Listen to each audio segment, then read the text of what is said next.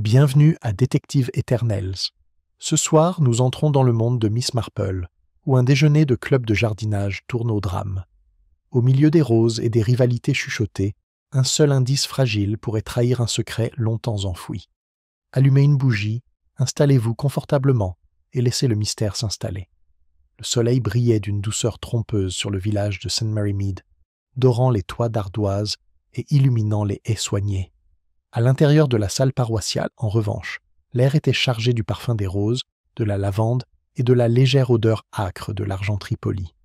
Les dames du club de jardinage s'étaient réunies pour leur déjeuner annuel, un événement aussi compétitif que convivial. Des rangées de tables à tréteaux arborent des compositions florales qui ressemblaient moins à des démonstrations horticoles qu'à des déclarations de guerre. Madame Bantry, resplendissante dans son chapeau à large bord, avait apporté de sa serre des lits blancs, imposants et légèrement funèbres.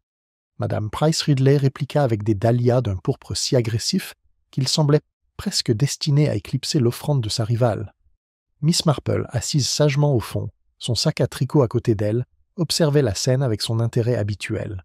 À première vue, elle ressemblait à une dame âgée et tranquille, l'esprit occupé par la laine et les aiguilles. Mais derrière ses yeux bleu clair, elle remarquait les lèvres pincées, les regards jaloux et les jugements chuchotés qui circulaient entre les femmes, comme des guêpes à la fin de l'été. Le déjeuner lui-même devait être présidé par Madame Amelia Fawcett, actuelle présidente du Garden Club, une femme dont l'autorité en matière florale n'avait d'égal que son impériosité, à faire taire une salle d'un simple haussement de sourcils. Elle se leva pour prononcer son discours de bienvenue, un verre de cordial de fleurs de sureau à la main. « Mes chers amis, commença-t-elle, sa voix couvrant aisément le murmure des couverts et le bruit des chaises. Quel plaisir de voir autant de beaux spécimens botaniques et humains réunis ici aujourd'hui.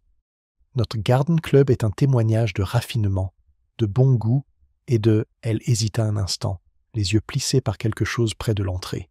Un retardataire. Monsieur Lionel Cargill, l'avocat de Much Benham, était entré avec une inclination hésitante de la tête. Il était inhabituel qu'un homme, surtout étranger à l'horticulture, soit présent. Il adressa un bref signe de tête à Madame Fawcett et prit place au bout de la table, suscitant un rafale de sourcils levés. Les aiguilles à tricoter de Miss Marple s'arrêtèrent en plein milieu d'un clic. Lionel Cargill était connu pour sa discrétion, mais aussi pour sa tendance à apparaître à l'improviste lorsqu'on discutait de testament et de succession. Pourquoi, se demandait-elle, était-il au Garden Club? Le déjeuner se poursuivit avec des sandwichs aux concombres, une tourte aux pigeons et ce genre de bavardage qui masquait des pics plus acérés que des ciseaux de jardin. Madame Bantry remarqua avec malice la teinte brune étrange des dahlias de Madame Price Ridley. Celle-ci répliqua par une remarque sur le coût du chauffage des serres, qui ressemblait étrangement à une insulte. Mademoiselle Marple murmura poliment lorsqu'on lui adressa la parole, tandis que son esprit assemblait les pièces du puzzle des personnalités et des rivalités. Puis, alors que les assiettes étaient débarrassées pour le dessert, le fou aux gros seilles et le biscuit gâteau, un silence étrange s'installa. Madame Fawcett, toujours debout au bout de la table, vacilla soudain. Son verre de cordial lui glissa des mains et se brisa sur le bois poli. Des halètements résonnèrent dans le couloir, tandis qu'elle se serrait la gorge, son visage prenant une teinte grisâtre et affreuse. Quelqu'un hurla. Madame Price Ridley demanda de l'eau, tandis que le colonel Melchett, présent en tant qu'invité d'honneur, tentait de la calmer.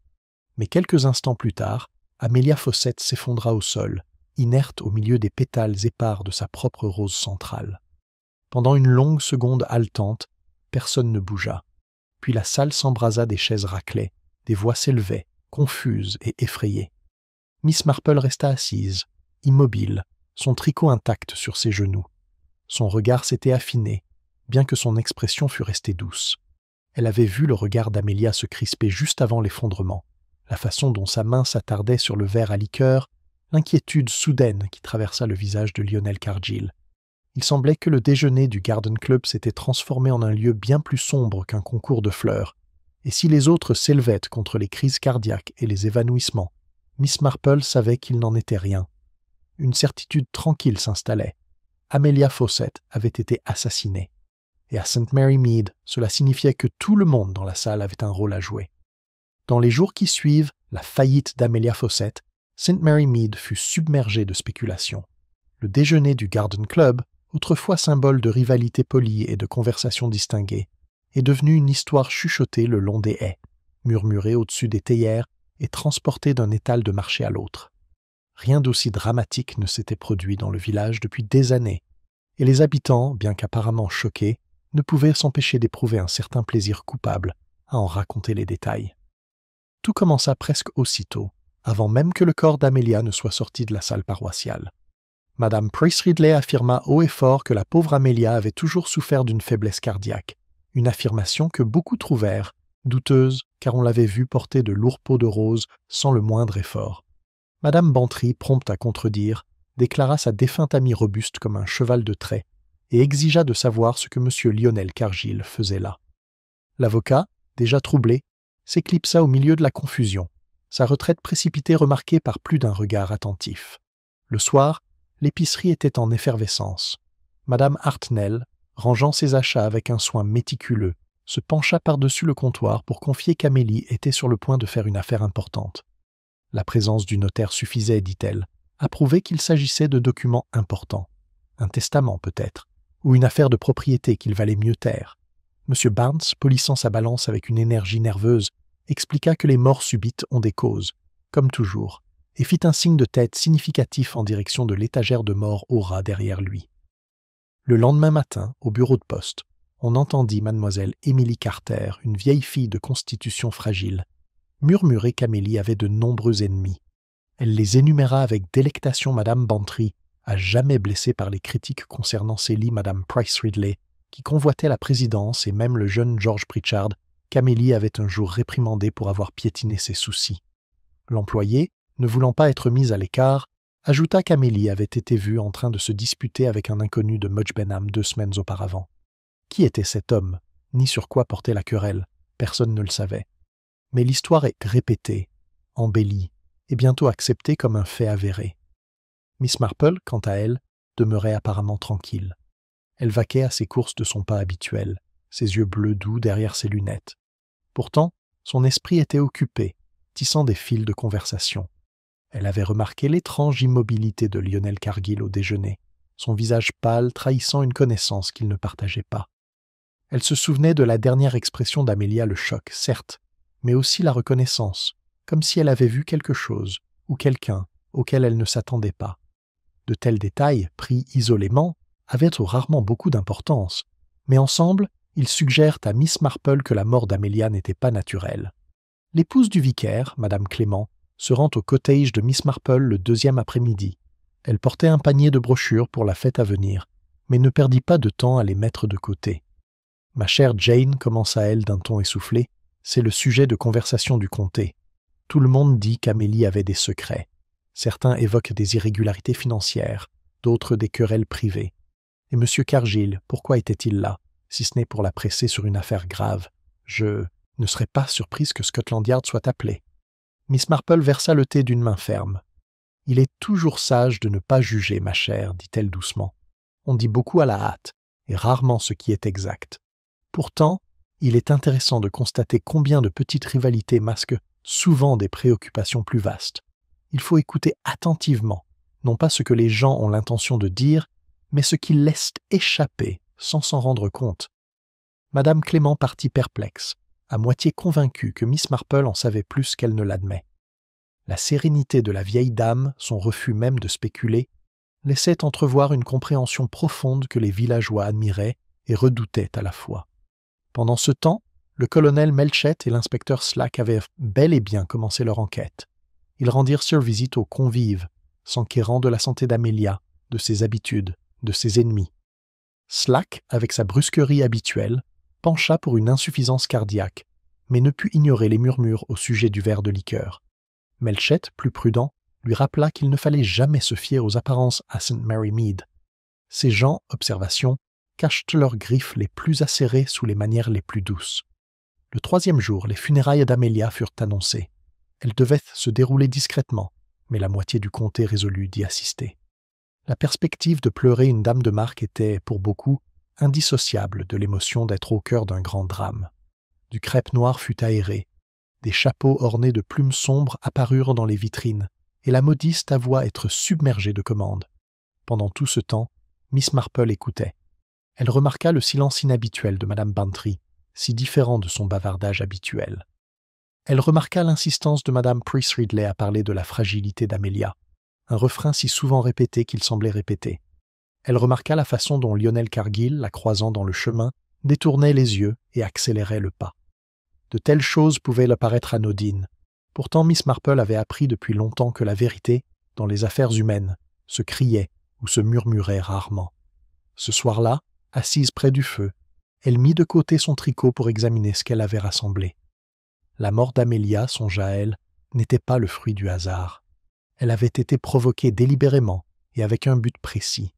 Les histoires confuses du village n'étaient pas des distractions, mais des indicateurs, indiquant, si l'on savait les déchiffrer, un mobile et une opportunité. Le scandale du Garden Club avait dépassé le cadre des fleurs et des boissons.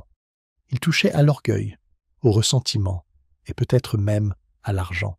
Et si d'autres tirèrent des conclusions hâtives, Miss Marple attendait patiemment, l'esprit clair et le cœur serein.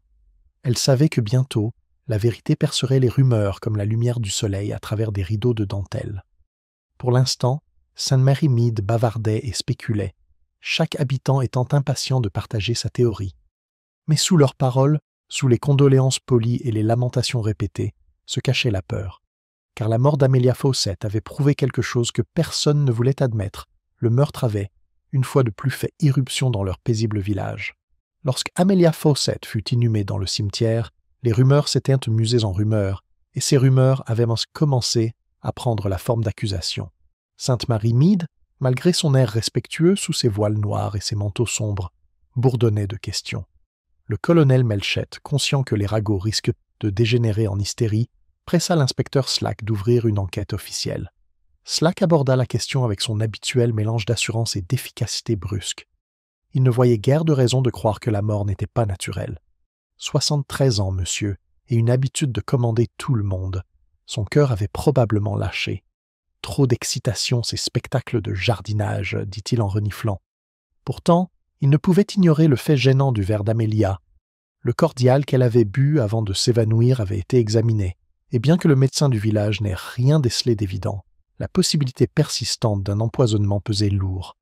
Lionel Cargill, l'avocat, fut leur premier sujet d'interrogatoire. Convoqué au commissariat de Much Benham, il arriva pâle, les lèvres fines et sur la défensive. Il admit avoir traité certaines affaires privées pour Amelia, mais refusa de donner plus de détails. Slack l'interrogea sur la nature de ces affaires. Un codicille à son testament, peut-être? Un bien litigieux? Les esquives de Cargill ne firent qu'accroître les soupçons. « Mon devoir est de protéger la confidentialité de mes clients », répéta-t-il d'un ton sec. Une fois libéré, il s'éloigna précipitamment, laissant derrière lui une impression de secret qui persistait comme un brouillard humide. Au village, pendant ce temps, les conversations s'enflamment. Madame Price Ridley affirmait à qui voulait l'entendre que la mort d'Amelia était tragiquement naturelle et que la simple suggestion d'un acte criminel était indécente. Pourtant, ces protestations sonnaient étrangement fort, comme si elle se défendait contre des accusateurs invisibles. Madame Bantry, quant à elle, murmurait à ses amis les plus proches qu'Amélie avait menacé de modifier le règlement des concours du club de jardinage. Elle avait l'intention d'interdire complètement les fleurs de serre, dit-elle à voix basse. Imaginez l'effet que cela me ferait. Mais bien sûr, ajouta-t-elle précipitamment, je ne souhaiterais jamais de mal à cette pauvre femme. Miss Marple écoutait les deux parties avec son air habituel de détachement. En apparence, elle n'était qu'une frêle vieille fille occupée à tricoter. Mais elle remarqua le tremblement des mains de Madame Price Ridley, l'éclat presque joyeux dans les yeux de Madame Bantry, le silence qui s'installe dès que le nom de Lionel Cargill était prononcé. Elle conservait précieusement ces détails. L'inspecteur Slack, insatisfait des ragots du village, résolut de perquisitionner la maison d'Amelia. Lui et le colonel Melchett arrivent à la résidence recouverte de lierre 2 matins après les funérailles. L'endroit était ordonné jusqu'à la sévérité, meubles cirés, lourds rideaux et étagères garnis de revues de jardinage. Dans le bureau, cependant, ils découvrirent un tiroir verrouillé dans le bureau d'Amelia. La clé trouvée sur sa bague l'ouvrit et révéla une liasse de correspondances soigneusement nouée. La plupart étaient des lettres anodines, concernant des affaires du club, des commandes de semences et des comptes de l'Église. Mais parmi elles se trouvait un mot récent, de Lionel Cargill, rédigé d'une main solennelle. « Je vous exhorte, madame, à reconsidérer votre intention. Continuer serait source de difficultés et de scandales. Scandale, hein? Murmura Slack en tapotant la lettre. Qu'en pensez-vous? Le colonel Melchett fronça les sourcils. Il faudra insister davantage. Si Amelia avait l'intention de faire une annonce au déjeuner, c'était peut-être ce qu'il craignait. La découverte, bien que prometteuse, ne contribue guère à restreindre leur champ d'investigation. Car à St. Mary Mead, le scandale pouvait avoir de multiples significations, un héritage contesté, un mariage inconvenant, ou même une chose aussi anodine qu'une mauvaise gestion des fonds du club. Pourtant, pour Amelia, fière et exigeante, toute velléité d'inconvenance aurait été intolérable. Miss Marple apprit l'existence de la lettre par Madame Clément, qui la tenait de la gouvernante du colonel. Au cours d'une tasse de thé, elle fit remarquer avec douceur.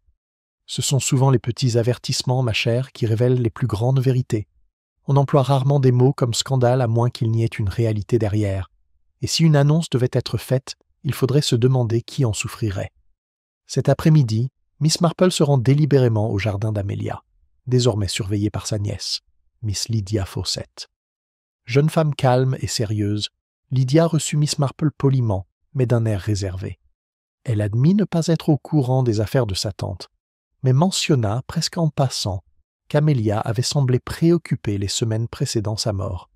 Elle prenait constamment des notes et avait une boîte verrouillée dans sa chambre, expliqua Lydia.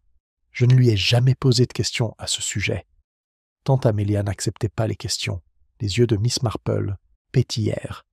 Tout à fait, ma chère. Pourtant, on se demande si la boîte pourrait bien contenir l'explication de tout cela. À la fin de la semaine, Slack avait dressé une liste de suspects, tout en insistant pour les qualifier de personnes d'intérêt. En tête figuraient Lance Bantry et Price Ridley, chacune animée de motifs évidents de rivalité et d'orgueil.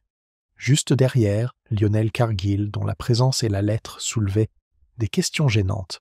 S'y ajoutait le jeune George Pritchard, presque fantasque, encore sous le coup des réprimandes d'Amelia, et même Madame Hartnell, qui s'était disputée avec Amelia au sujet des compositions florales de la fête paroissiale.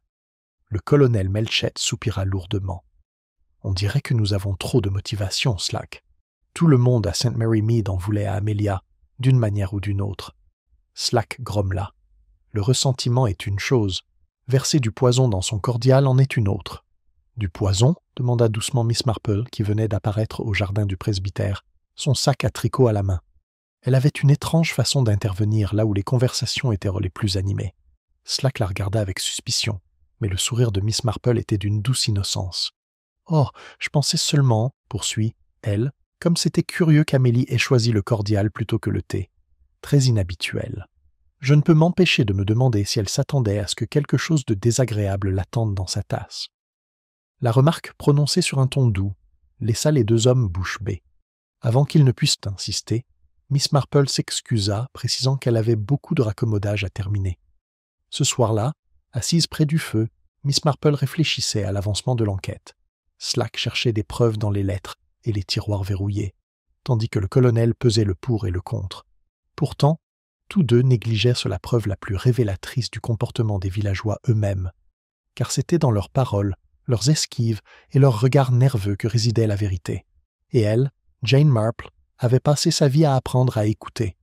L'enquête ne faisait que commencer. Déjà, le filet de suspicion se resserrait autour des villageois, chaque fil étant tiré par la jalousie, l'orgueil ou la peur. Quelque part dans ce filet se trouvait la réponse à la mort d'Amelia Fawcett. Miss Marple, sereine comme toujours, se préparait à la suivre tranquillement, patiemment et sans faux pas. Le scandale du club de jardinage était loin d'être terminé. En fait, il commençait à peine à éclore. L'inspecteur Slack se targuait d'efficacité. Une fois les premiers entretiens terminés et le dossier d'Amelia Fawcett examiné, il estima que la prochaine étape consistait évidemment à restreindre le champ des soupçons. « Nous devons d'abord nous occuper des candidats, les plus probables, déclara le colonel Melchett. Inutile de courir après des ombres quand l'évidence est là, sous nos yeux. » Le colonel Melchett, bien que moins convaincu, accepta sa méthode. « Commencez là où les motivations sont les plus claires, dit-il gravement. Et à St. Mary Mead, aucune motivation ne semblait plus évidente que celle de Madame Bantry et de Madame Price Ridley. Madame Bantry fut convoquée la première. Elle arriva au commissariat, pleine d'indignation et de parfum, son large chapeau tremblant d'indignation. « Vraiment, colonel, s'exclama-t-elle, quelle idée !» me soupçonner d'une chose aussi ignoble. Amelia et moi étions les meilleurs amis du monde, enfin, des amis en quelque sorte. Bien sûr, elle avait ses manières, parfois âpres comme le vinaigre, mais suggérait que je m'abaisserais à empoisonner son cordial. Absurde. Slack écoutait d'un air impassible, prenant des notes de sa main lourde. « Tu avais bien raison, dit-il sans détour. Elle critiquait Élise devant la moitié du club. Elle disait qu'ils étaient plus funèbres que festifs. » Les joues de Madame Bantry s'empourprèrent. C'était le genre d'attitude d'Amelia. Elle ne pouvait jamais faire d'éloges sans piquer. Mais imaginez que je puisse commettre un meurtre pour quelques mots? Eh bien, vous ne me connaissez pas, inspecteur. Je suis colérique, certes, mais pas un criminel. Le colonel Melchett tente d'adoucir le ton. Personne ne vous accuse ouvertement, Madame Bantry. Mais la mort d'Amelia fut soudaine et suspecte. Nous devons poser des questions difficiles. Madame Bantry partit furieuse, jurant de dire à tout le monde que la police avait insulté son honneur. Pourtant, sous ces fanfaronnades se cachait une pointe de malaise, car elle savait mieux que quiconque que les critiques d'Amelia l'avaient profondément blessée. La prochaine personne à être interrogée fut Madame Price Ridley. Elle arriva, le dos raide, les lèvres pincées et les yeux brillants de défi. « C'est absurde, déclara-t-elle avant même qu'une seule question ne soit posée. Amelia et moi étions rivales, certes, mais courtoises. Elle avait beaucoup de défauts, mais imaginez que je puisse toucher à son verre. Absurde. De plus, j'étais à l'autre bout de la table. Je n'aurais pas pu atteindre son verre sans que la moitié du village ne me voie. Slack, peu impressionné, lui demanda si elle était au courant d'affaires privées dans lesquelles Amelia aurait pu être impliquée. La réponse de Madame Price Ridley fut cinglante. Si Amelia avait des secrets, elle les gardait pour elle. Elle ne s'est certainement jamais confiée à moi. Et je pense que c'est M. Cargill, avocat, qui répondra à vos questions. Sa présence était bien plus suspecte que la mienne. Le colonel Melchett remarqua la véhémence avec laquelle elle détournait les soupçons. Il était naturel de se défendre, bien sûr, mais Madame Price Ridley semblait presque désireuse de rejeter la faute sur les autres. La nouvelle de ces entretiens se répandit rapidement, comme toujours à St. Mary Mead. En quelques heures, la rue principale résonna d'histoires selon lesquelles Madame Bantry avait été quasiment accusée et Madame Price Ridley avait failli faire s'écrouler le toit. Chaque récit devenait plus coloré, jusqu'à ce que la moitié du village soit convaincue de la culpabilité de l'une ou de l'autre. Miss Marple, cependant, restait sceptique. Assise près de sa fenêtre, son tricot à la main, elle songea que les deux femmes avaient été trop visibles, leur querelle avec Amelia trop publique. C'est rarement, songea-t-elle, l'ennemi avec qui on se dispute ouvertement qui porte le coup fatal. C'est plus souvent l'ennemi discret, l'ami ou le voisin discret. Ses pensées reviennent à Lionel Cargill. Il ne s'était pas montré ouvertement hostile, mais sa lettre faisant allusion à un scandale en disait long. Pourquoi avait-il assisté au déjeuner? Certainement pas pour admirer les fleurs. Ses dérobades à la police suggéraient plus qu'une simple prudence professionnelle. Plus tard dans la semaine, Miss Marple assiste au cercle de couture hebdomadaire au presbytère. Comme prévu, la conversation se porta aussitôt sur Amelia. Madame Hartnell insista sur le fait que le caractère colérique de Madame Bantry était bien connu et qu'elle aurait facilement pu s'emporter dans un moment de dépit. Mademoiselle Emily Carter rétorqua que Madame Price Ridley convoitait la présidence et aurait pu destituer Amelia pour s'en emparer. Pendant tout ce temps, Mademoiselle Marple écouta, ses aiguilles cliquetant sans cesse. Lorsqu'on lui demanda son avis, elle se contenta de répondre « La nature humaine, ma chère, est bien curieuse. On constate souvent que les ressentis les plus dangereux sont ceux qui paraissent les plus infimes aux yeux des étrangers. » Cette remarque intrigua le groupe, mais Miss Marple était satisfaite. Elle ne souhaitait pas orienter leurs pensées trop tôt. Pendant ce temps, Slack continuait. Il obtint un rapport plus complet du médecin, qui confirma la présence de traces d'une substance amère dans le verre à liqueur d'Amelia, substance qui n'est pas naturellement présente dans la fleur de sureau. La conclusion était un poison inéluctable. Fort de cela, Slack rencontra une fois de plus Madame Bantry. « Vous en avez eu l'occasion, madame, dit-il d'un ton sévère. Vous étiez assise près d'Amelia lorsqu'elle leva son verre. Madame Bantry s'emporta. D'autres aussi. Amelia fit passer le verre à la table. Elle insista pour goûter plusieurs cordiaux avant d'en choisir un. N'importe lequel aurait pu être trafiqué. De plus, j'ai versé le vin moi-même à la carafe. Vous ne m'en voudrez pas. » La révélation des multiples verres déstabilisa Slack. Il avait supposé une simple altération, mais l'habitude d'Amelia de goûter compliquerait les choses. Cela signifiait plus d'une occasion. et peut-être plus d'une implication dans cette affaire. Le colonel Melchett devint pensif. Si Amelia soupçonnait un danger, elle aurait pu essayer plusieurs cordiaux pour les tester. Miss Marple le laissait entendre. Se pourrait-il qu'elle craignait déjà pour sa sécurité? Slack ricana, mais avec inquiétude. L'affaire, au lieu de se réduire, semblait s'étendre à chaque enquête. Au milieu de tout cela, Miss Marple prend à nouveau le thé avec Lydia Fawcett. La jeune femme lui confia qu'Amelia lui avait parlé de manière énigmatique la semaine précédant sa mort. Elle dit qu'ici, le mois prochain, le club de jardinage sera complètement transformé. Certains ne me remercieront pas, mais il faut le faire. Je pensais qu'elle parlait de nouvelles règles pour les concours, mais peut-être était-ce plus sérieux? Le regard de Miss Marple s'adoucit. Souvent, ma chère, le changement est plus dangereux qu'on ne l'imagine. Les gens s'accrochent à leur petit royaume. Menacez-les, et vous risquez de réveiller des passions qui vous étonneront. Alors que la semaine s'achevait, les soupçons pesaient toujours sur Madame Bantry et Madame Price Ridley. Mais Miss Marple savait qu'il valait mieux ne pas se résoudre à une conclusion aussi hâtive. Les motivations humaines étaient assez complexes, et il ne fallait pas les éclaircir par une enquête directe. Et sous les ragots et l'indignation, elle percevait une raison secrète plus profonde à la mort d'Amelia, bien au-delà des fleurs et des rivalités. L'enquête se resserrait, mais le réseau de tromperie se resserrait également. Le village aurait pu se contenter de croire Madame Bantry ou Madame Price Ridley coupables, mais pas Miss Marple. Elle avait vécu assez longtemps pour savoir que la véritable culpabilité se trouvait rarement aussi bien placée là où le soupçon l'inspirait. Son esprit se tournait plutôt vers des détails insignifiants, négligés et ignorés par les autres. Un de ces détails concerne le verre à liqueur. Le colonel Melchett lui avait confié en privé, presque exaspéré, qu'Amélie en avait goûté plusieurs. Difficile de savoir de quel verre il s'agissait, Miss Marple admit-il. La femme insista pour en goûter 3 avant de se contenter de ce verre.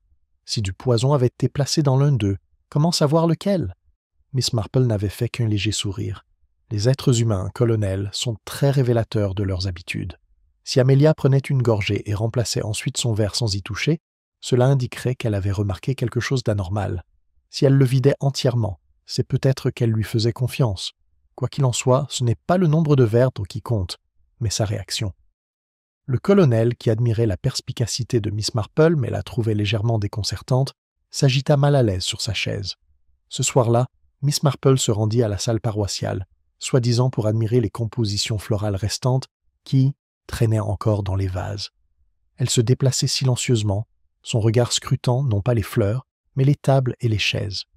Là, cachée sous le tréteau, elle remarqua une petite tache sur le bois, collante, légèrement jaunie et dégageant une légère odeur amère. Un fragment de verre gisait à proximité, oublié dans le brouhaha. Elle se pencha, l'examina attentivement et le mit dans sa poche avec une agilité surprenante pour quelqu'un de son âge. Le lendemain matin, elle le montre discrètement au docteur Haydock. Il renifla et fronça les sourcils. Pas un poison ordinaire, mais quelque chose d'un goût piquant. Une teinture, peut-être. Il faudra que je fasse des tests plus approfondis. Miss Marple le remercia et partit, son esprit déjà rivé à la signification. Quelqu'un avait été imprudent, ayant répandu le contenu alors qu'il se croyait invisible. L'imprudence, songea-elle, ruinait souvent les plans les plus astucieux. Pendant ce temps, les rumeurs prenaient de l'ampleur. Madame Hartnell jura avoir aperçu Amelia en pleine conversation avec Lionel Cargill la semaine précédant sa mort, près du bureau de poste. D'autres affirmèrent qu'Amélie avait laissé entendre qu'elle avait révélé des irrégularités dans les finances du club. Certains allaient plus loin encore, suggérant qu'elle avait découvert des secrets qui concernaient non seulement le Garden Club, mais le village tout entier. La pression monta sur l'inspecteur Slack, qui détestait les mystères qui s'agrandissaient au lieu de s'amenuiser. Il confronta de nouveau Cargill, brandissant la lettre qui avertissait Amelia du scandale. L'avocat reste obstiné. « Je ne peux pas divulguer des informations confidentielles, » dit-il sèchement. « Mais je peux vous dire qu'Amélie avait l'intention de faire une déclaration lors du déjeuner, une déclaration qui aurait embarrassé plus d'une personne présente. » Les yeux de Slack se plissèrent. Et qui étaient ces gens? Cargill hésita. « Ça, l'inspecteur, je ne peux pas le dire. Elle ne m'a pas confié les noms, seulement son intention. Je lui ai déconseillé. » C'était une demi-vérité, pensa Miss Marple lorsqu'elle l'apprit plus tard. Cargill en savait plus qu'il ne l'admet. Mais était-ce par loyauté, par peur ou par culpabilité? Elle ne pouvait encore le dire. La découverte fut inattendue. La jeune Lydia Fawcett, nièce d'Amelia, rendit visite à Miss Marple un après-midi serrant contre elle une petite boîte en bois trouvée dans la chambre de sa tante. À l'intérieur se trouvaient plusieurs papiers, des comptes du club, de la correspondance et une feuille pliée portant la mention « confidentialité ». Ce n'était ni un testament, ni un codicille, mais une simple liste des membres du Garden Club, accompagnée d'annotations. Madame Bantry influente, mais insouciante. Madame Price Ridley ambitieuse, secrète. Madame Hartnell dette impayée chez Drapers. Madame Clément trop confiante avec les comptes. Et la liste continuait ainsi, chaque nom étant accompagné d'une remarque suffisamment acerbe pour blesser l'orgueil si elle était rendue publique. Les mains de Lydia tremblaient en le lui tendant. Elle devait préparer quelque chose, peut-être un discours. Tu crois qu'elle voulait le lire à voix haute? Miss Marple étudia la liste, les yeux légèrement plissés. Pas à voix haute, ma chère, mais peut-être pour s'en servir comme levier. Amelia avait le don de gouverner malgré la désapprobation. Pourtant, cet léger tapotement sur la page créerait assurément un scandale si elle tombait entre de mauvaises mains. Cette découverte ajoutait une nouvelle dimension à la motivation. Chaque femme citée avait des raisons de réduire Amelia au silence si elle entendait vraiment révéler de tels jugements. L'orgueil était dangereux dans un petit village, Miss Marple le savait. Un orgueil blessé pouvait être fatal. Mais ce qui l'intriguait le plus n'était pas la liste elle-même, mais une curieuse omission. Le nom de Lionel Cargill était absent. Si Amelia avait eu affaire à lui en privé, pourquoi ne l'avait-elle pas mentionné? Lui faisait-elle entièrement confiance?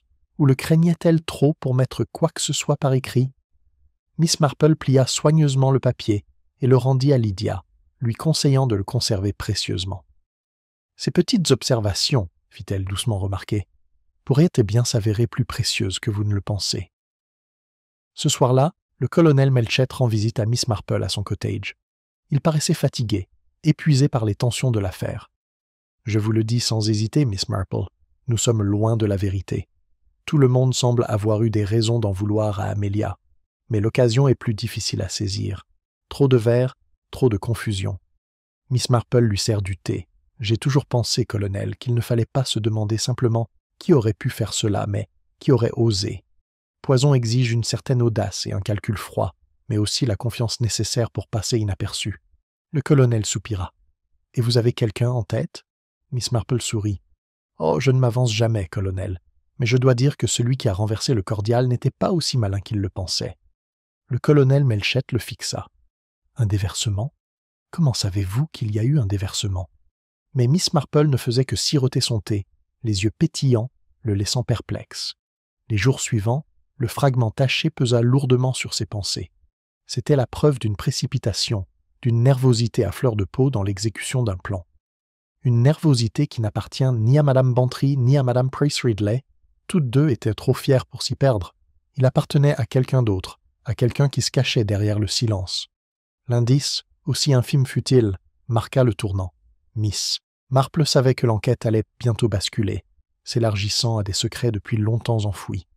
Car la mort d'Amelia n'était pas seulement due aux fleurs. Elle concernait les vérités silencieuses et corrosives que les gens portaient en eux, celles qu'ils espéraient ne jamais voir révélées au grand jour. La découverte de la liste confidentielle d'Amelia Fawcett fit l'effet d'une allumette craquée dans une pièce obscure.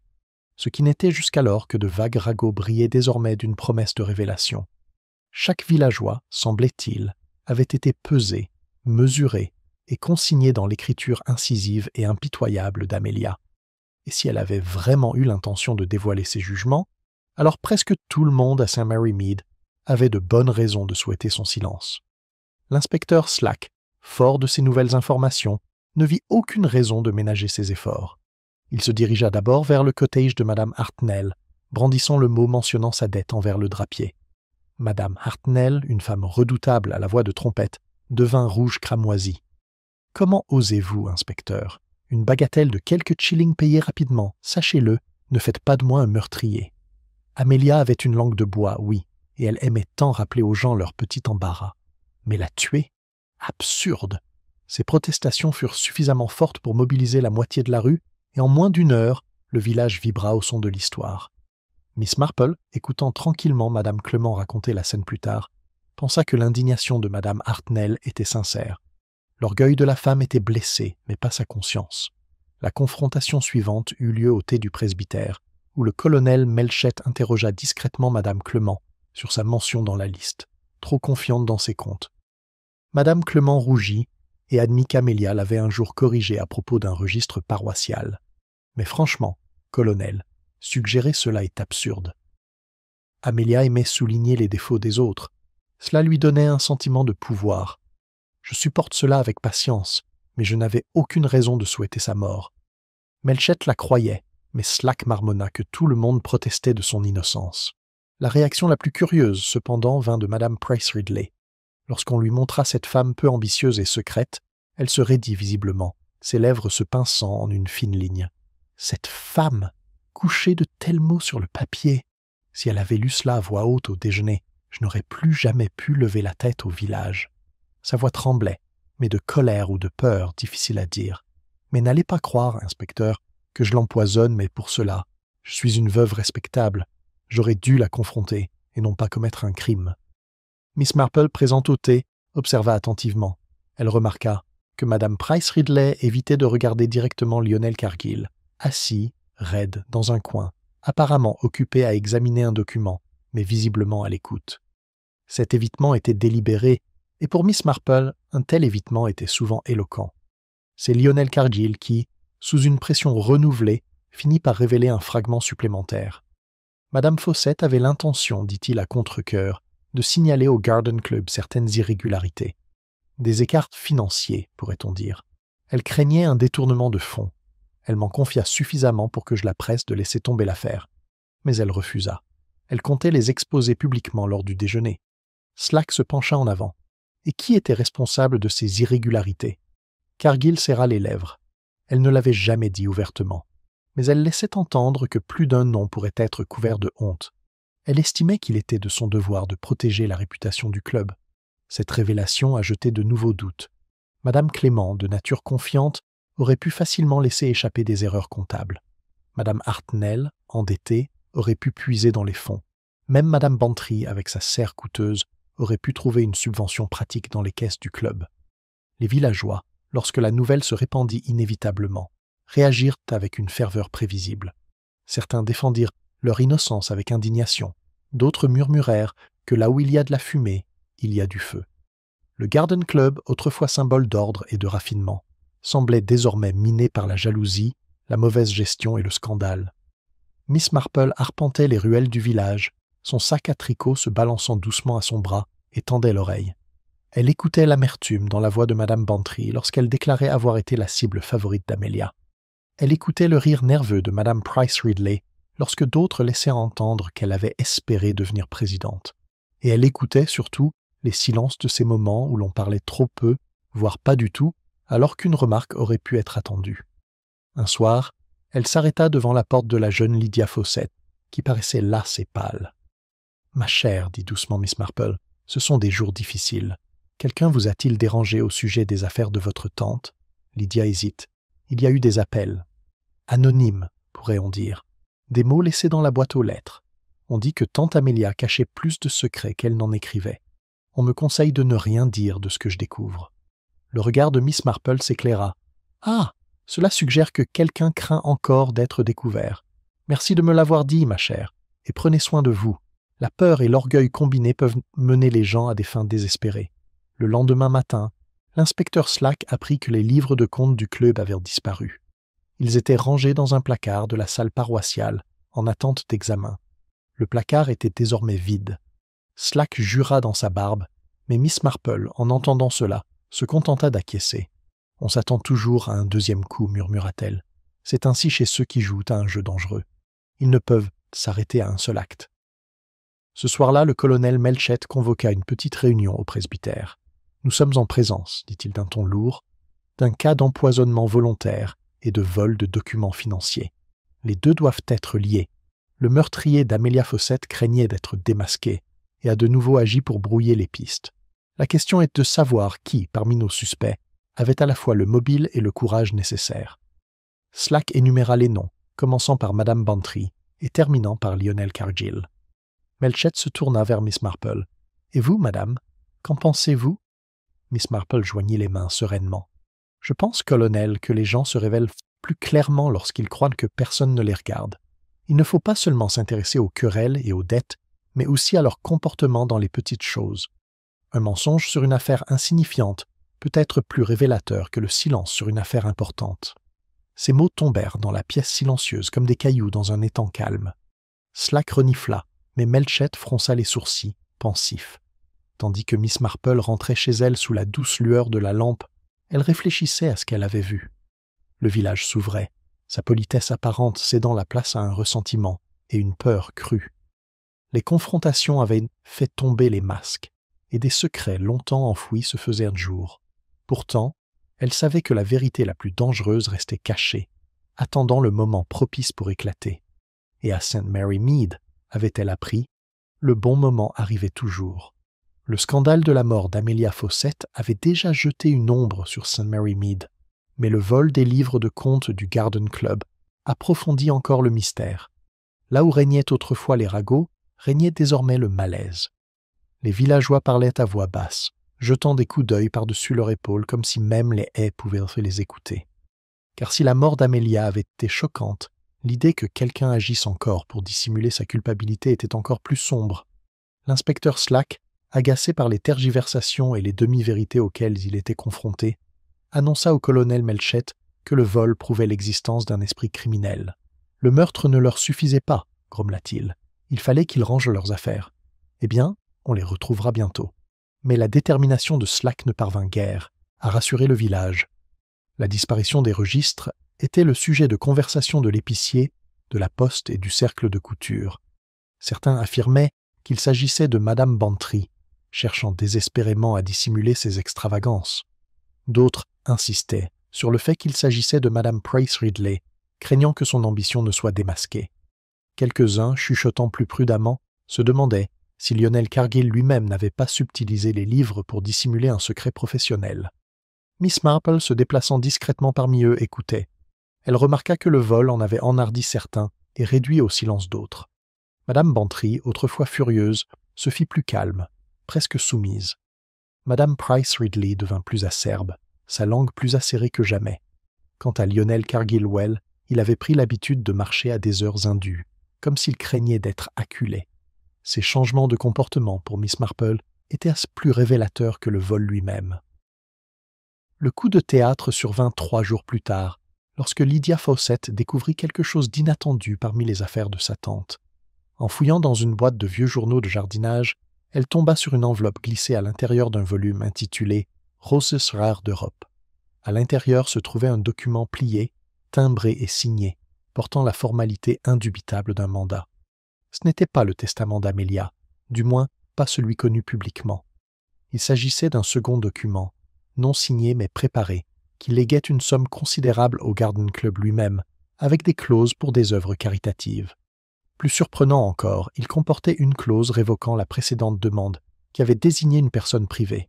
Cette bénéficiaire, si Lydia l'avait bien comprise, n'était autre que Madame Price Ridley. La découverte, une fois partagée avec le colonel Melchett, électrisa l'enquête. « Tu vois, Slack, dit-il gravement, si Amelia avait signé cela, Madame Price Ridley aurait perdu une somme considérable.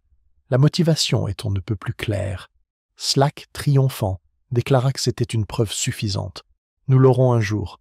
Elle avait de l'ambition, du ressentiment, et maintenant nous savons qu'elle avait de l'argent à perdre. » Mais Miss Marple, informée, se contenta de secouer la tête. « Il ne faut pas s'emporter, colonel. Oui, l'argent est une motivation puissante, mais Amelia n'avait pas encore signé le papier. Et il faut se demander qui était au courant.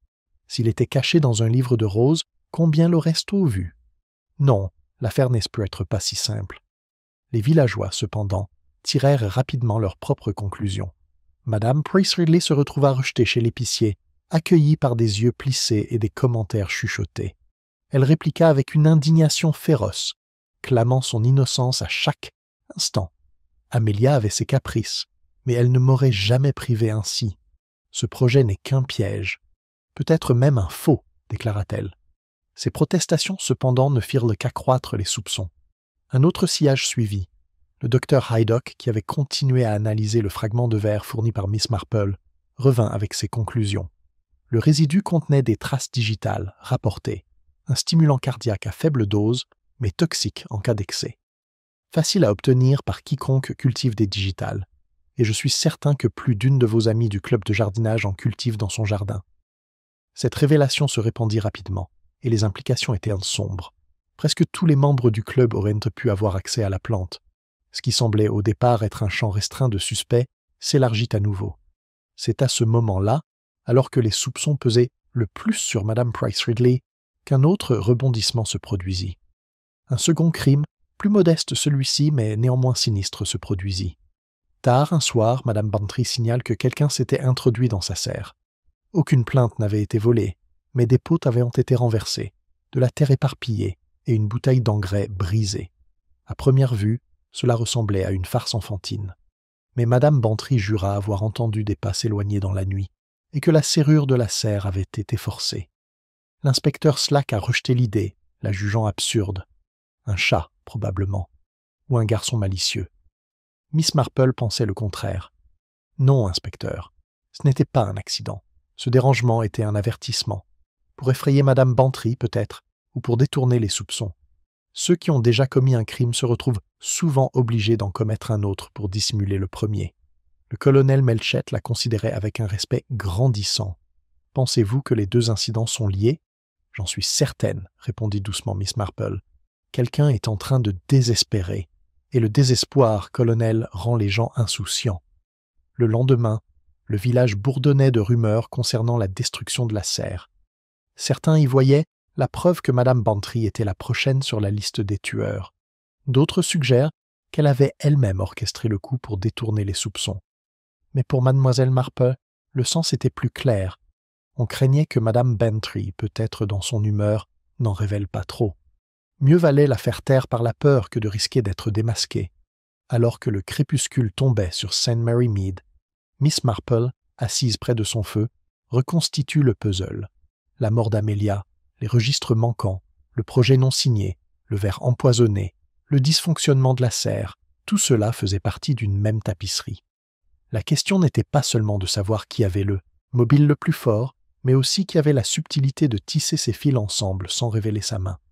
Ses aiguilles cliquettent doucement, la lueur du feu réchauffant son visage pensif. Elle savait que le moment viendrait où le meurtrier dépasserait les bornes.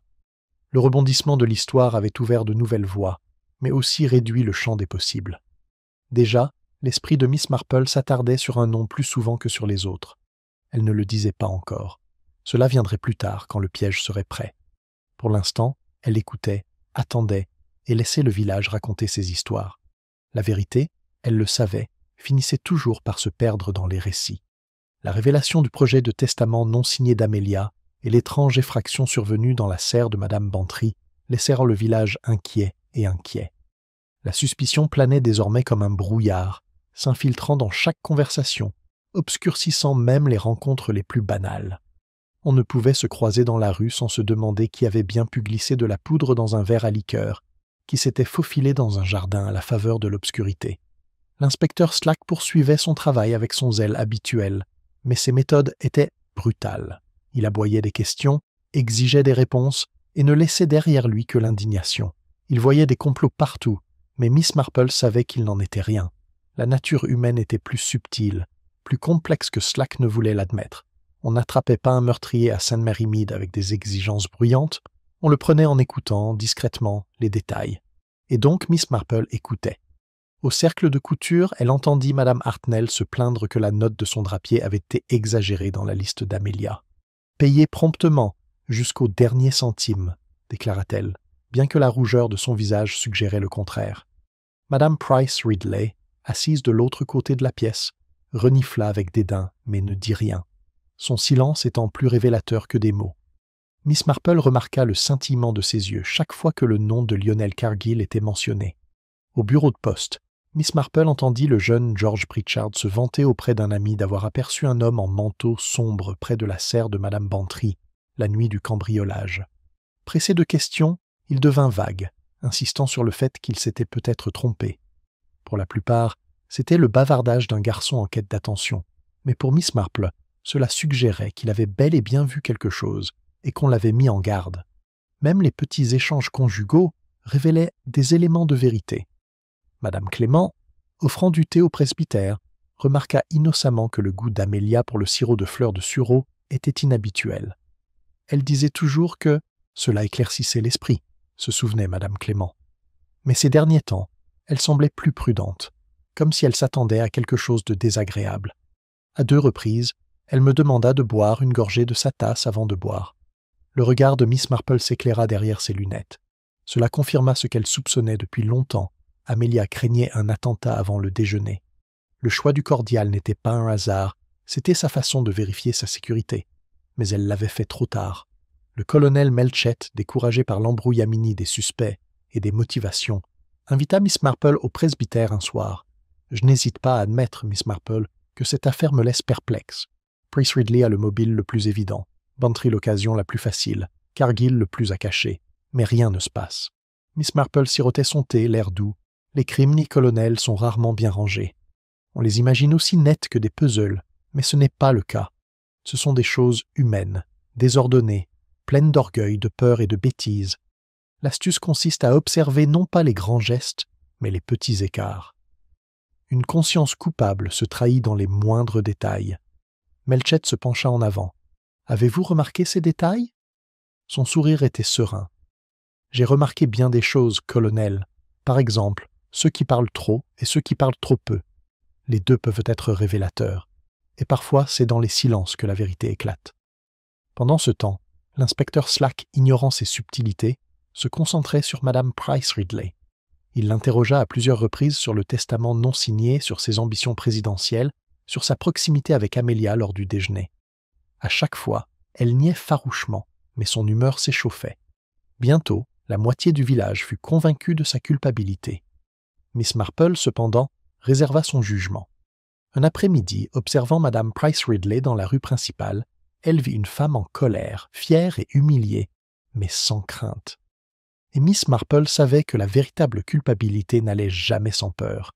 Ce fut Lionel Cargill qui se trahit le plus subtilement. Miss Marple le croisa devant le cimetière, où il contemplait la tombe d'Amelia. Il sursauta lorsqu'elle le salua, puis tenta de dissimuler son inquiétude par une politesse guindée. « Quelle horreur, Miss Marple, dit-il. Je ne vois pas qui pourrait s'abaisser à ce point. » Miss Marple ajusta son châle. On constate souvent, Monsieur Cargill, que les gens s'abaissent plus qu'on ne le pense, lorsque leur fierté ou leur réputation est en jeu. Ses lèvres se pincèrent. En effet, il faut dire qu'Amelia était une femme difficile. Elle poussait les gens à bout. On ne peut pas s'étonner qu'elle se soit fait des ennemis. C'était un détail insignifiant. Son regard rapide détourna son choix du mot difficile. Miss Marple le comprit. Ni chagrin, ni respect, mais ressentiment mal dissimulé. Plus tard, au cercle de couture, elle lança une conversation délicate. À propos de pratiques de jardinage, elle fit remarquer les digitales sont de si belles plantes, mais il faut être prudent. La digitale, vous savez, une substance assez dangereuse si on la manipule mal. Il y eut un silence. Madame Bantry rit doucement et dit qu'elle n'en gardait jamais, trop salissante pour sa serre. Madame Price Ridley affirme qu'elle ne cultivait que des roses. Mais Lionel Cargill, assis à côté, resta muet. Son silence était pesant, délibéré. Pour Mademoiselle Marple, il en disait plus long que des mots. Ce soir-là, de retour dans sa chaumière, Miss Marple réfléchit au feu. Le scénario se dessinait. La mort d'Amelia n'était pas l'œuvre de la passion ou d'un accès de colère, mais d'un calcul. Quelqu'un avait craint un scandale financier, peut-être, ou la disgrâce. Quelqu'un avait pris des précautions, mais pas suffisamment. Le sirop renversé, les registres manquants, la traite non signée, le dérangement de la serre, tout indiquait une main qui se désespérait. Ses aiguilles cliquetaient sans cesse, bien que ses pensées fussent loin de son tricot. Elle avait déjà perçu la culpabilité, et elle la voyait maintenant dans les silences, dans les petites trahisons de l'expression. La vérité, dit-elle, était proche. Mais elle ne voulait pas encore parler, pas avant que le filet ne soit complètement tissé et que le coupable ne se révèle lui-même. Car, d'après l'expérience de Miss Marple, la nature humaine ne pouvait rester cachée éternellement. Elle finit toujours, inévitablement, par se trahir. À la fin de la 2e semaine suivant la mort d'Amelia Fawcett, l'atmosphère à St. Mary Mead est devenue pesante, presque étouffante. Le village ne se contentait plus de bavarder, il observait. Chaque mouvement, chaque mot semblait chargé de suspicion. Les voisins évitent les regards indiscrets, et les rencontres informelles sur la grande-rue étaient ceintées d'un profond malaise. L'inspecteur Slack, convaincu de se rapprocher, redoubla d'efforts contre Madame Price Ridley. Il produisit le projet de testament non signé à chaque occasion, le déclarant comme une preuve irréfutable. Pour lui, il était évident qu'Amélie avait menacé l'héritage de Madame Price Ridley et que Madame Price Ridley l'avait réduite au silence avant qu'elle ne puisse agir. Slack insista si fermement sur cette théorie que même le colonel Melchett commença à hésiter. Mais Miss Marple ne se laissa pas influencer si facilement. Elle voyait la faille dans le raisonnement de Slack, la culpabilité ne se prouvait pas par le motif le plus criant, mais par l'occasion la plus discrète. Madame Price Ridley avait bien été humiliée, mais elle était trop fière, trop visible, trop insouciante dans sa colère. Le regard de Miss Marple se tourna ailleurs, vers ceux qui évitent le centre de l'attention et cherchèrent refuge dans le silence.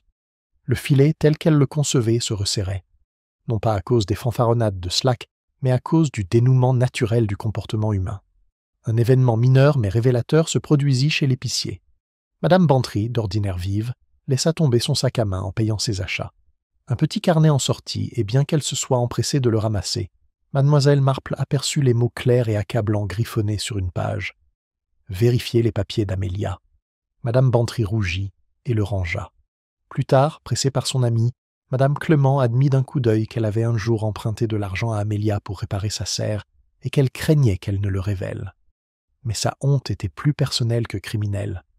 Miss Marple y voyait la faiblesse de la vanité et non le désespoir de la culpabilité. La lapsus le plus révélateur fut celui de Lionel Cargill. Un après-midi, au presbytère, il fit remarquer d'un ton sec qu'Amélie avait eu l'imprudence de noter les fautes d'autrui. « De telles anecdotes ne peuvent qu'être douloureuses, dit-il. » Miss Marple, feignant l'innocence, demanda. « Mais comment avez-vous eu connaissance de ces notes, monsieur Cargill ?» Elles n'étaient pas publiques. Il hésita, marmonna quelque chose à propos d'une rumeur générale et partit précipitamment. Ce fut un bref instant, mais aux yeux de mademoiselle Marple, cela confirma ce qu'elle soupçonnait déjà. Cargill avait vu les papiers d'Amélia avant sa mort. Pendant ce temps, le village s'agitait de plus en plus. Lydia Fawcett confie à Miss Marple avoir trouvé un autre mot anonyme à sa porte. « Brûlez ce qui reste, ou vous le regretterez. » Le visage de Lydia était pâle, ses mains tremblaient en le montrant. Miss Marple la réconforta doucement. « Ne fais rien à la hâte, ma chère. La peur est ce sur quoi comptent les coupables, mais la peur les rend aussi maladroits. » L'inspecteur Slack se moqua des notes, les considérant comme des farces d'écoliers. Miss Marple, cependant, savait qu'il n'en était rien. Les menaces proférées anonymement étaient rarement une plaisanterie dans un village comme St. Mary Mead. C'étaient les mesures désespérées de quelqu'un qui luttait pour garder ses secrets enfouis. Au fil des jours, les petites contradictions se multiplient. Madame Price Ridley déclara avec véhémence n'avoir jamais parlé en privé avec Amélia au cours des 2 semaines précédant le déjeuner, tandis que Madame Hartnell affirmait les avoir vus converser près du cimetière. Madame Bantry jura n'avoir jamais touché le verre d'Amélia, et pourtant, le colonel Melchett se souvenait très bien l'avoir fait passer à table. Cargill lui-même se contredit, affirmant d'abord n'avoir fait qu'avertir Amélia des difficultés, puis admettant avoir rédigé lui-même le testament non signé. Miss Marple observait tout cela avec un calme patient.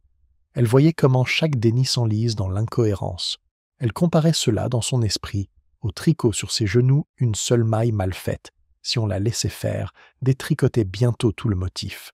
Le moment décisif survient lors d'une réunion silencieuse dans le salon de Madame Clément. La conversation, comme toujours, tournait autour d'Amélia. Miss Marple, assise avec son tricot, remarqua doucement. « C'est étrange, n'est-ce pas, comme on se souvient différemment des détails après de tels événements.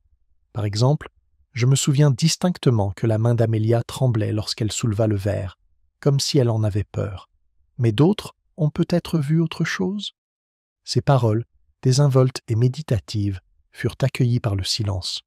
Puis Madame Bantry dit, presque distraitement, « Oui, elle avait toujours ce tremblement nerveux ces derniers temps. » Madame Price Ridley s'exclama, « N'importe quoi, elle était d'un sang-froid irréprochable. » Et Lionel Cargill, sans s'en rendre compte, murmura, « Elle m'a regardé droit dans les yeux avant de boire. » La pièce se figea.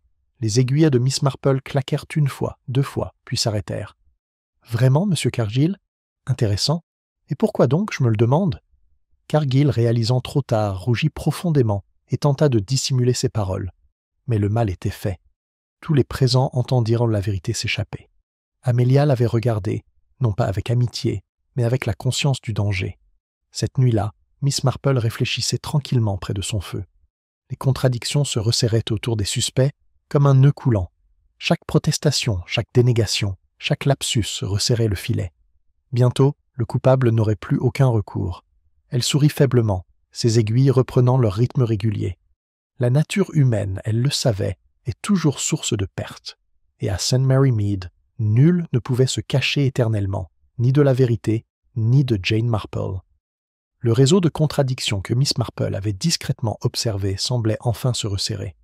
Pourtant, alors que les soupçons semblaient converger vers Lionel Cargill, une autre révélation vint perturber le village déjà fragile. Elle provenait, comme souvent à St. Mary Mead, d'une source des plus ordinaires. Madame Clément, en train de ranger les placards du presbytère, découvrit une enveloppe marron égarée derrière une pile de recueils de cantiques. À l'intérieur se trouvaient plusieurs pages pliées, extraits des registres disparus du Garden Club. Elle les apporta aussitôt au colonel Melchett, le visage pâle d'inquiétude. Les documents révélaient des retraits irréguliers de fonds du club au cours de l'année écoulée, signés non pas par Amelia, mais par un autre membre. La signature, bien que précipitée, était sans équivoque celle de Madame Price Ridley. Le colonel Melchett lut les journaux en fronçant les sourcils. Voilà qui était réglé, slack, déclaratif. Elle a pris les fonds, Amelia l'a découvert, et Amelia avait l'intention de la dénoncer. Mobile, moyen, et maintenant preuve. L'inspecteur Slack, triomphant, déclara l'affaire close. Nous la placerons en détention avant la fin de la semaine. Mais Miss Marple, lorsqu'on lui montra les papiers, se contenta de hausser les sourcils. C'est curieux, dit-elle doucement. Curieux, en effet. Car si Madame Price Ridley les avait signés, pourquoi étaient-ils cachés ici, dans le placard du presbytère? Pourquoi ne pas les avoir détruits sur le champ? Et pourquoi seulement des fragments, et non le registre entier? Slack balaya ses doutes. Peu importe où ils sont apparus, Miss Marple. Tout ce qui compte, c'est qu'ils existent. Mais Miss Marple savait que ce n'était pas le cas. Les êtres humains, songea-t-elle, cachaient rarement des documents compromettants dans les placards des autres. Quelqu'un les avait cachés, espérant que Madame Price Ridley serait découverte. Et le fait de cacher des preuves, songea-elle, était aussi révélateur que le crime lui-même. Cette révélation embrasa le village. La pauvre Madame Price Ridley, déjà sujette à commérage, se retrouva presque condamnée. Des femmes traversèrent-ils la rue plutôt que de saluer ces hommes, marmonnant des histoires de fraude et de cupidité. À la poste, Madame Hartnell proclama haut et fort qu'elle avait toujours soupçonné quelque chose de louche. À l'épicier, Madame Bantry murmura qu'Amélie était au courant depuis toujours. Madame Price Ridley réagit avec fureur. « Des mensonges, tout ça !» s'écria-t-elle. « Amélia ne m'aimait peut-être pas, mais je n'ai jamais touché à ses comptes. On m'a falsifié la main. Je réclame justice. » Ces protestations, cependant, ne firent qu'accroître la certitude des villageois quant à sa culpabilité. Miss Marple, quant à elle, observait la scène avec plus d'attention que jamais. Elle remarqua que Lionel Cargill, autrefois si troublé, retrouvait son calme à mesure que les soupçons se portaient en main sur Madame Price Ridley. Il marchait avec une assurance retrouvée, s'arrêtant même pour échanger quelques mots chez l'épicier. Son soulagement était trop marqué, trop soudain. Cela en soi était suspect. Une autre pièce du puzzle arrive inopinément de Lydia Fawcett. Elle apporta à Miss Marple un paquet de correspondances personnelles d'Amelia, qu'elle avait oubliées auparavant. La plupart étaient des lettres banales sur les semences et les conseils de jardinage. Mais l'une d'elles, datée d'1 semaine avant la mort d'Amelia, était différente. Elle n'était pas signée, écrite d'une main audacieuse mais anonyme. « Garde le silence, ou ton passé sera révélé. Tu ne peux pas te permettre de parler. » Miss Marple le lut 2 fois, les yeux plissés. « Ce message, murmura-t-elle, n'est pas adressé à Amelia. Il a été joint à ses affaires par erreur. Le ton n'est pas celui d'Amelia, et il ne lui est pas adressé. Il a dû être adressé à quelqu'un d'autre, et Amelia l'a conservé, peut-être comme moyen de pression. » Lydia fronça les sourcils. Mais à qui était-ce destiné? Miss Marple plia soigneusement la lettre. « Telle est la question, ma chère. Mais je pense que nous le saurons bientôt. » Ce soir-là, Miss Marple assiste à une réunion chez Madame Bantry, où plusieurs femmes s'étaient réunies pour discuter du scandale. La conversation tourne inévitablement autour de Madame Price Ridley. Certains évoquèrent donc sa prétendue cupidité, d'autres son ambition. Mais Miss Marple, sirotant tranquillement son thé, laissa échapper une remarque désinvolte. « C'est étrange, n'est-ce pas, à quel point l'écriture manuscrite peut être trompeuse. Une falsification bien faite pourrait induire en erreur même des amis proches. Je me souviens d'un cas où une signature avait été copiée à partir d'un simple registre paroissial. Le coupable se croyait en sécurité jusqu'à ce qu'il perde sa vigilance. L'effet fut électrique. Madame Price Ridley rougit et lança sèchement qu'elle poursuivrait en justice quiconque douterait de son intégrité. Madame Bantry ricana nerveusement en jetant un coup d'œil au tapis. Mais Lionel Cargill, bien que silencieux, se raidit visiblement, serrant sa tasse. Miss Marple, sans le regarder directement, le vit. Une réaction légère, mais révélatrice. Plus tard, rentrant chez elle à la lumière des lampadaires, Miss Marple réfléchit à ce qu'elle avait vu. Les pages de registres dissimulées, les fausses signatures, les menaces anonymes, tout indiquait une main intentionnelle, habile, mais pas assez. Et cette main, croyait-elle de plus en plus, n'appartient pas à Madame Price Ridley, mais à l'homme qui avait le plus profité des soupçons qui pesaient sur elle. La confirmation définitive arrive le lendemain. Le docteur Haydock rendit visite à Miss Marple pour lui présenter les résultats d'analyse complémentaires sur le résidu cordial. « C'était bien de la digitale, Jane, » dit-il gravement. « Mais plus que ça, des traces d'encre aussi. »« De l'encre ! Je ne peux que conclure que la poudre avait été préparée à la hâte, broyée avec du papier ou du parchemin. » Les yeux de Miss Marple brillèrent en un triomphe discret. « De l'encre et du papier, docteur ? Alors je crois que nous sommes plus proches que jamais. Car qui parmi nos suspects manipule du papier quotidiennement, avec la facilité de l'habitude ? » Elle n'avait pas besoin de prononcer le nom. Ils flottaient entre eux. La révélation de faux témoignages avait ébranlé le village. Mais pour Miss Marple, ce n'était pas la fin. Ce n'était qu'une étape de plus. Les coupables avaient tenté d'effacer leurs traces en dissimulant des preuves, mais ce faisant, ils avaient révélé leur propre implication. Et maintenant, pensa-t-elle, le moment approchait de l'épreuve finale. Un piège délicat tendu avec soin, pour voir si la culpabilité se trahirait une fois pour toutes. Ses aiguilles à tricoter claquent à un rythme régulier. Le meurtrier se croyait en sécurité, protégé par de faux papiers et des soupçons chuchotés. Mais Miss Marple savait que ce n'était pas le cas. La vérité était là, cachée à la vue de tous, n'attendant que le bon moment pour être révélée. Le village était au bord de l'ébullition. Madame Price Ridley marchait, raide comme une flèche, dans la grande rue, supportant regards et murmures avec une dignité fragile. Madame Bantry, soudain abattue, évitait les rassemblements, tandis que Madame Hartnell répandait des théories avec l'enthousiasme d'un crieur public. Lionel Cargill, quant à lui, affichait un curieux mélange de solennité et de soulagement, comme convaincu que la vague de suspicion l'avait échappé belle. Pour la plupart, l'affaire semblait presque réglée. Mais Miss Marple savait que le véritable moment était encore à venir. Elle se dit que les criminels, comme les jardiniers, se révèlent sous la pression. Une coupe négligente, une graine tombée, un geste attentif, de petites choses trahissaient beaucoup. Elle élabora donc un plan, ni audacieux ni spectaculaire, mais discret et psychologique. Une épreuve de la nature humaine. L'occasion se présenta lorsque le colonel Melchett invita un groupe restreint au presbytère afin de clarifier la situation avant qu'une décision définitive ne soit prise. L'inspecteur Slack était impatient de porter plainte contre Madame Price Ridley, mais Melchett, plus prudente, accepta d'écouter plusieurs voix. Étaient présentes Madame Bantry, Madame Price Ridley, Lionel Cargill, Lydia Fawcett et, par nécessité tacite, Miss Marple elle-même. Ils se réunirent dans le salon du vicaire, le feu crépitant, les rideaux tirés. Dehors, le soir était froid et humide, l'air chargé d'une odeur de feuilles mouillées. À l'intérieur, la tension bourdonnait comme une corde tendue. Melchett commença avec gravité. « Nous avons découvert des documents troublants suggérant des irrégularités dans les comptes du Garden Club. Le nom de Madame Price Ridley y figure. Elle nie les faits. L'inspecteur Slack estime que l'affaire est claire. Mais avant d'aller plus loin, j'aimerais que les choses soient claires. Peut-être, ajouta-t-il en jetant un coup d'œil à Mademoiselle Marple, pourrions-nous bénéficier de la sagesse d'autrui. Miss Marple était assise placidement, ses aiguilles à tricoter cliquetant. Elle avait tout d'une vieille dame inoffensive, mais son regard était perçant.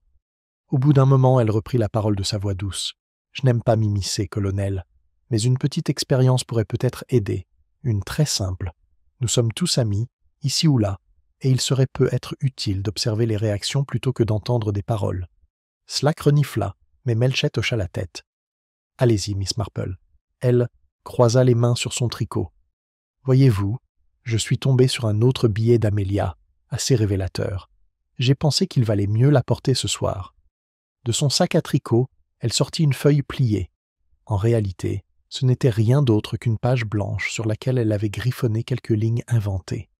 Elle la posa sur la table avec une fermeté silencieuse.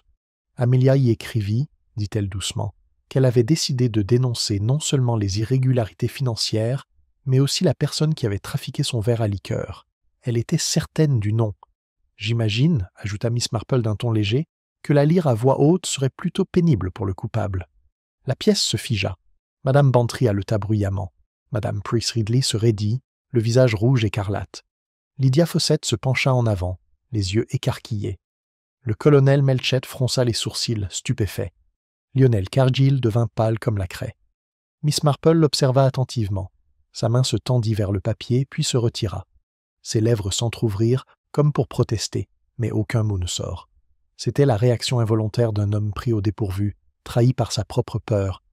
Melchett l'a remarqué aussi. « Monsieur Cargill, vous n'avez pas l'air bien. » Cargill force un sourire, mince et cassant.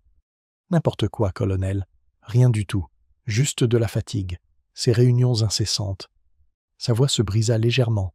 Slack, triomphant, saisit le papier. « Eh bien, lisons-le. » Il le déplia avec empressement, puis fronça les sourcils en voyant les lignes vides de sens. « Que diable, ce n'est rien !»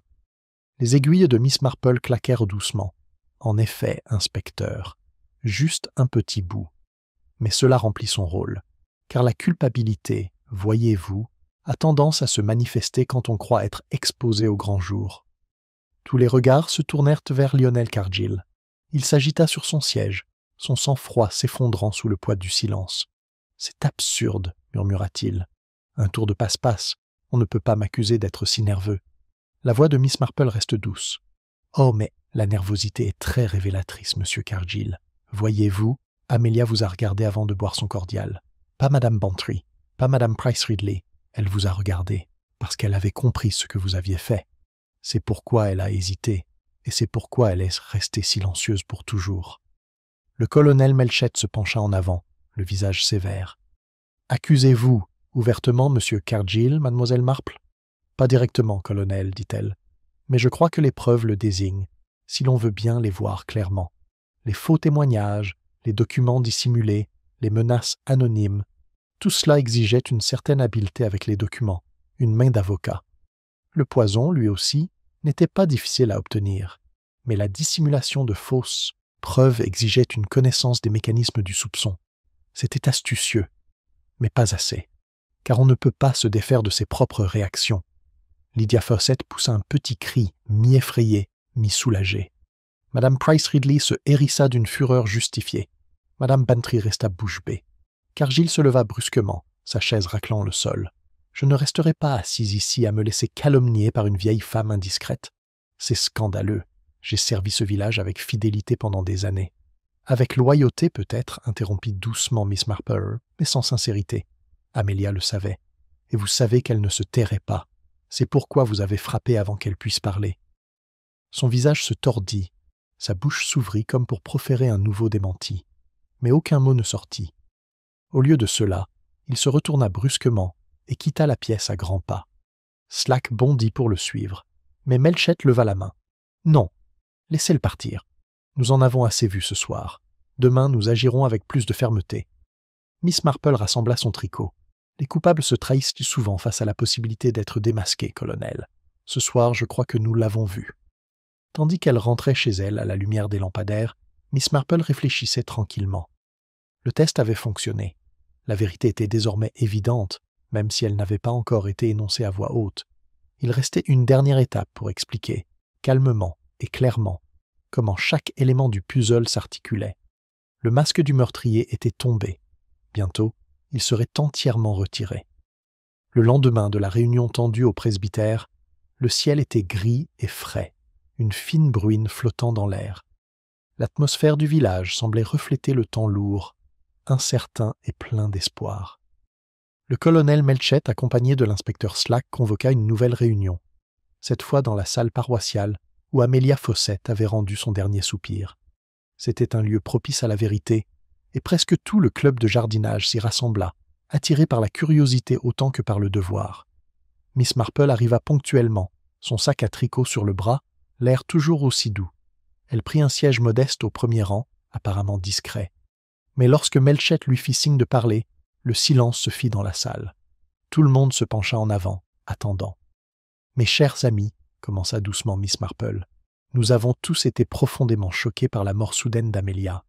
Nous nous sommes demandé qui avait bien pu commettre une chose aussi horrible, et pourquoi.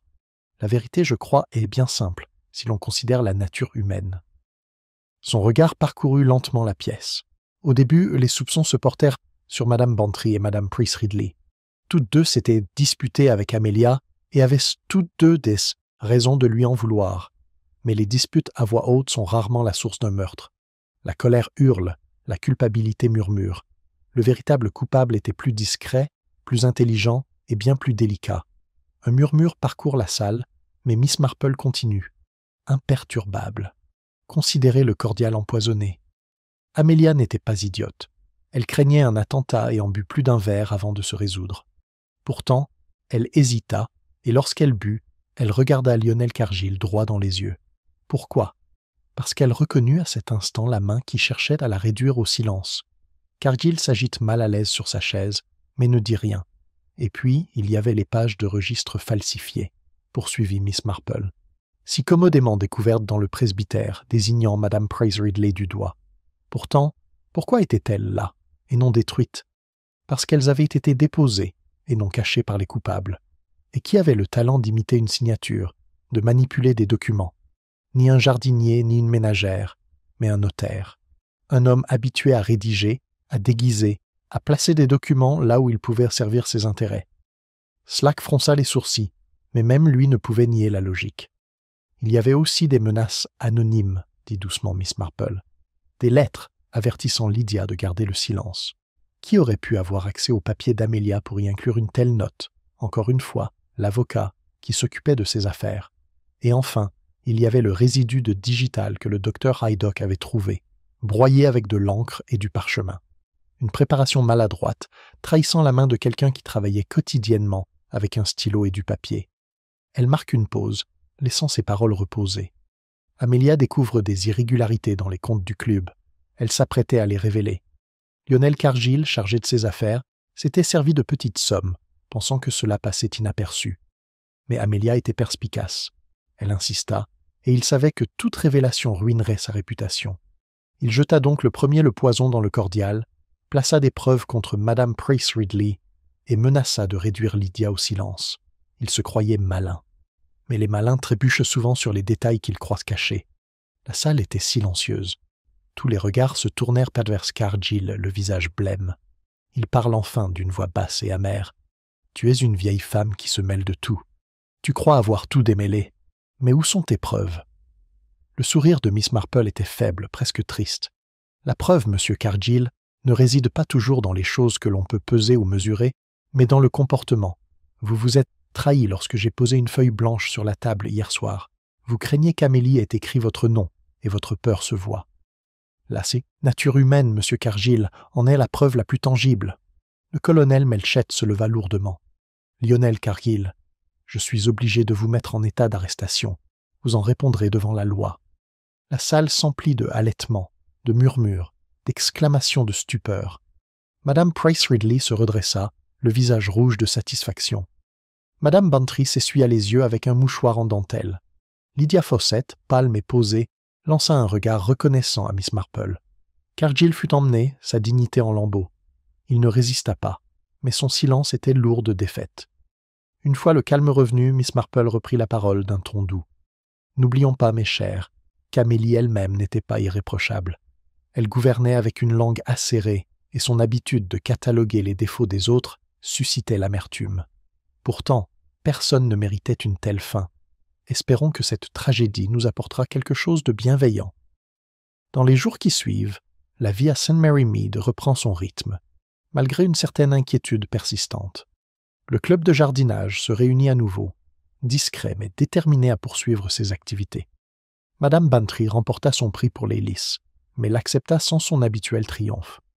Madame Price Ridley, lavée de tout soupçon, garda la tête haute, sans jamais retrouver tout à fait son ancienne position.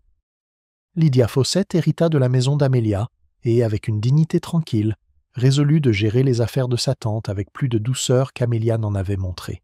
Quant à Miss Marple, elle retourna à son cottage, à son tricot et à son jardin.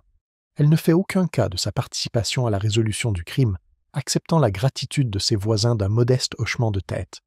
À ceux qui la pressaient, elle se contenta de dire « Oh, mes chers, ce n'était rien du tout. Les gens se révèlent, si seulement on les observe attentivement. » Mais dans le calme de son salon, le feu doux et le cliquetis régulier de ses aiguilles, elle réfléchissait aux vérités les plus sombres. L'orgueil, la cupidité, la peur étaient aussi courants dans les villages que dans les villes, aussi mortels parmi les rosiers que dans les salles d'audience. La nature humaine était la même partout, et c'est cette vérité qui lui permettait, à maintes reprises, de voir ce que les autres ignoraient. St. Mary Mead reprit ses habitudes, mais une ombre vague persista. Ceux qui avaient assisté à la chute d'Amelia et au démasquage de Lionel Cargill savaient que sous la surface paisible de la vie villageoise se cachaient des passions meurtrières. Miss Marple, sereine comme toujours, accepta cela avec une sagesse tranquille. Elle avait déjà tout vu et savait qu'elle le reverrait. Car là où les êtres humains vivaient ensemble, il y avait toujours des secrets et parfois des meurtres.